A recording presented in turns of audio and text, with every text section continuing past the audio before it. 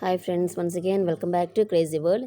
ఈరోజు పొద్దున్న లేచిన దగ్గర నుంచి మాకు వర్షం ఫుల్గా పడుతుందండి.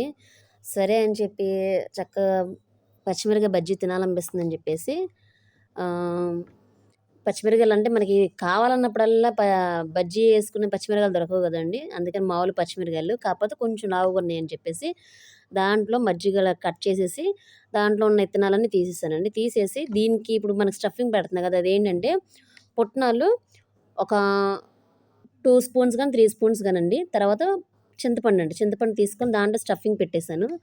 స్టఫింగ్ పెట్టేసేసి ఇంకా బజ్జీలు వేసుకుంటా ఉన్నామండి.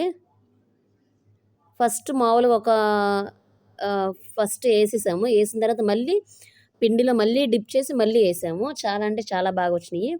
అందుట్లో పచ్చిమిరకాయల్లో చింతపండు పుట్నాలు పొడి పెట్టాం కదా, మంట అంటే లేదండి, చాలా అంటే చాలా బాగా వచ్చినాయి. చక్కగా వర్షం పడినప్పుడు ఏంటంటే మనకి ఇలా సింపుల్గా ఇప్పుడు మనం స్టఫింగ్ పెట్టుకోవాలి, అది పెట్టుకోవాలి అంటే ప్రాసెస్లోనే చెయ్యాలి అంటే మనకేంటంటే కొంచెం బద్ధకం వచ్చేసి చేయలేము, ఇంట్రెస్ట్ కూడా పోయిద్ది తినాలని. అందుకని ఇట్లా ఈజీ ప్రాసెస్ అండి. చాలా అంటే చాలా త్వరగా అయిపోయింది.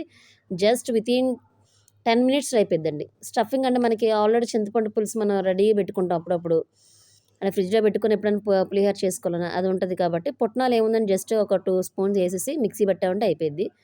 చక్కగా చేసుకోండి, చక్కగా తినేయచ్చు. మళ్ళీ దీంట్లో ఇంకోటి ఏంటంటే అండి, పచ్చిమిరకాయని నిలువుగా కట్ చేసేసి ఇత్తనాలు తీసేయాలి రెండిట్లో. తీసేసి జస్ట్ ఆ పచ్చిమిరకాయ ఏదైతే హాఫ్ కట్ చేసామో అది పిండిలో ముంచేసి వేసుకున్నా కానీ చాలా అంటే చాలా బాగా వస్తాయి. అవి ఏంటంటే ఇప్పుడు ఈ మధ్య ఫింగర్స్ అంటున్నారు, అవి కూడా ట్రై చేశానండి. చాలా అంటే చాలా బాగా వచ్చినాయి.